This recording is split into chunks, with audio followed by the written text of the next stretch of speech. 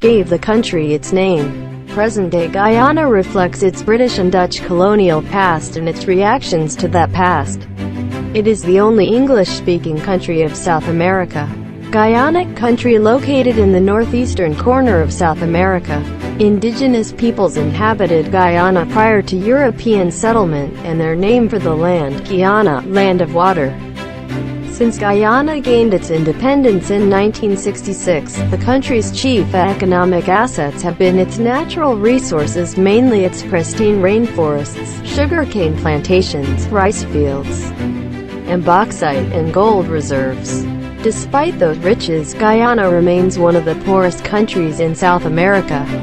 Some geographers classify Guyana as a part of the Caribbean region, which they deem to include the West Indies as well as Guyana, Belize, Suriname, and French Guiana on the South American mainland. The capital and chief port of Guyana is Georgetown. Guyana's populace is mainly of colonial origin, although Indians are scattered throughout the forested interior. The more numerous coastal peoples are chiefly descendants of slaves from Africa and indentured workers from India, who were originally transported to work the coastal sugarcane plantations. Ethnic problems between the last two groups have played a disruptive role in Guyanese society. Guyana has been a member of the Commonwealth, an international group made up of the United Kingdom and a number of its former dependencies, since 1970. Politically, however, Guyana moved on a steady course toward communism from the time of independence until the death of the first Prime Minister, Forbes Burnham, in 1985. After which ties with Western powers were strengthened, and by the 1990s privatization had begun. Guyana is bordered by the Atlantic Ocean to the north, by Suriname, along the Corantine River, to the east by Brazil to the south and southwest, and by Venezuela to the west. Guyana is involved in territorial disputes with both Suriname and Venezuela that are legacies of colonial rule. Although a United Nations International Tribunal settled a long-standing maritime boundary dispute between Guyana and Suriname in 2007, the latter still claims the New River Triangle, a 6,000 square mile (15,600 square km) area between two tributaries of the Corantine River in southern Guyana. The currently recognized border between Suriname and Guyana along the Corantine is also in contention. Suriname claims sovereignty over the entire river and thus views its west bank as the border, while Guyana claims that the Thalweg, or deepest channel of the river, is the boundary. The dispute between Guyana and Venezuela dates from 1895, when the British government claimed ownership of the Essequibo River basin. An 1899 settlement awarded Venezuela part of the area, but in 1962, Venezuela claimed all the territory west of the Essequibo. The narrow plain that extends along the country's Atlantic coast has been modified considerably by humans. Much of the area, which measures only about 10 miles (16 kilometers) at its widest point, has been reclaimed from the sea by a series of canals and some 140 miles (225 kilometers) of dikes. The coastal plain's inland border is generally marked by canals that separate the plain from interior swamps. About 40 miles (65 kilometers) inland from the coast is a region of undulating land that rises from 50-foot (15-meter) hills on the eastern coastal side of the region to 400-foot (120-meter) ones on the western side. The area is between 80 and 100 miles (130 and 160 kilometers) wide and is widest in the southeast. It is covered with sand, from which it takes its name as the White Sands Zanderij region.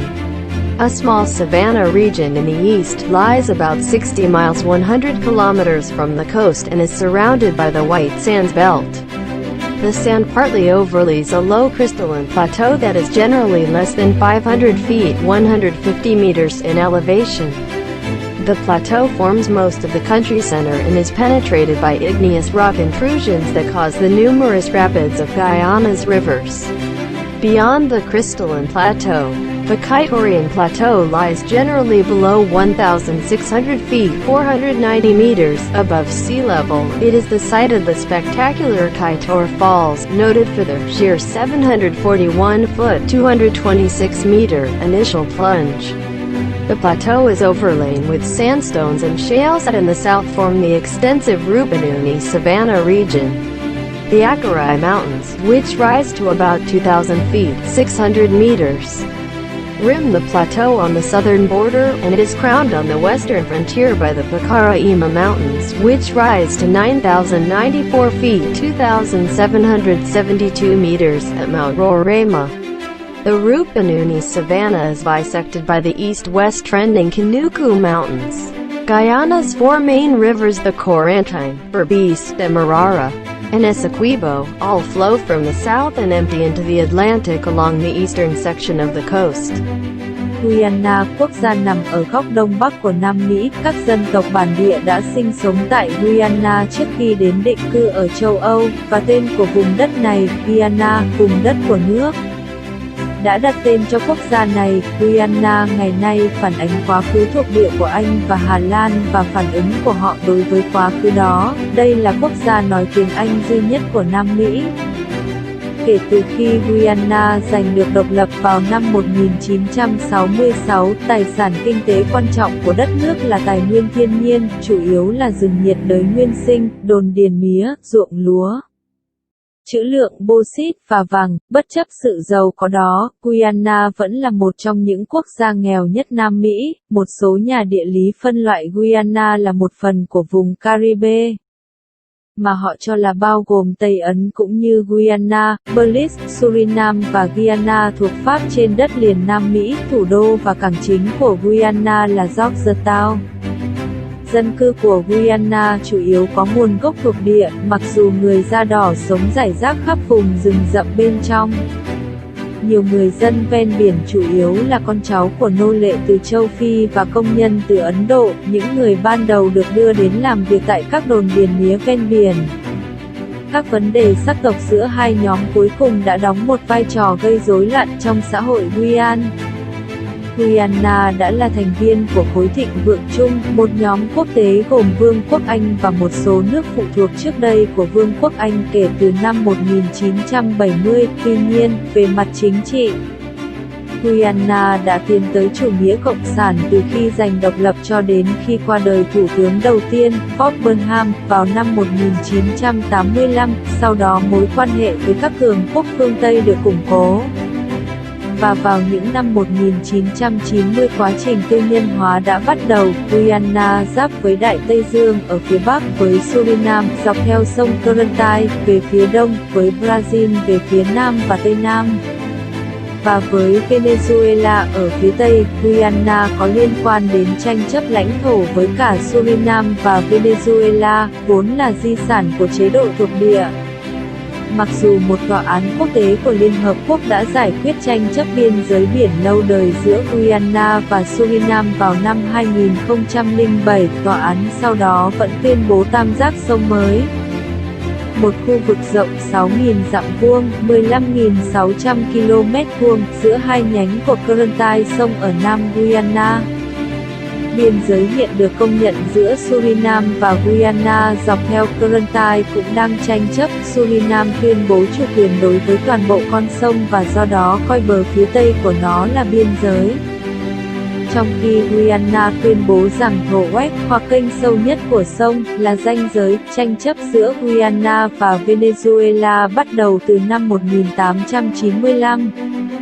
Khi chính phủ Anh tuyên bố quyền sở hữu lưu vực sông Essequibo, một khu định cư năm 1899 đã trao cho Venezuela một phần diện tích, nhưng vào năm 1962, Venezuela tuyên bố chủ quyền toàn bộ lãnh thổ phía tây Essequibo, đồng bằng hẹp kéo dài dọc theo bờ biển Đại Tây Dương của đất nước đã được con người sửa đổi đáng kể. Hầu hết các khu vực có thể đo chỉ khoảng 10 dặm 16 km tại điểm rộng nhất của nó, đã được khai hoang từ biển bởi một loạt các kênh rạch, và khoảng 140 dặm 225 km về đê điều Biên giới nội địa của đồng bằng ven biển thường được đánh dấu bằng các kênh rạch ngăn cách đồng bằng với các đầm lầy bên trong. Khoảng 40 dặm 65 km trong đất liền từ bờ biển là một vùng nhấp nhô đất tăng từ 50 feet 15 mét đồi trên, bên bờ biển phía đông của khu vực đến 400 feet 120 mét những người trên phía tây. Khu vực này là từ 80 đến 100 dặm 130 và 160 km rộng và là rộng nhất ở phía đông nam, nó được bao phủ bởi cát, từ đó nó có tên là vùng cát trắng, Sandrai.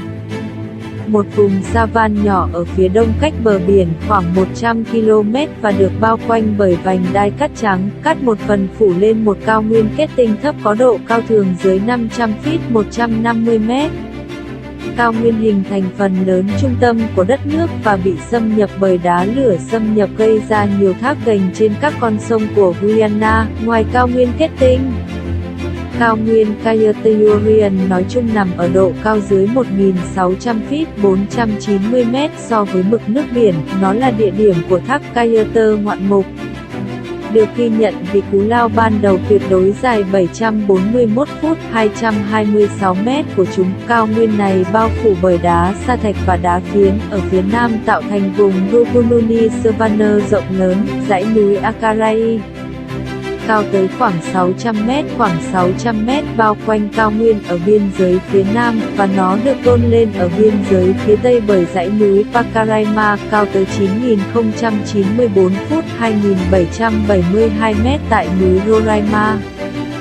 Rupununi Savanna được phân chia bởi dãy núi Kanuku có xu hướng đông-tây, 4 con sông chính của Guyana, Corontai, Berbice, Demerara và Essequibo, đều chảy từ phía nam và đổ ra Đại Tây Dương dọc theo phần phía đông của bờ biển.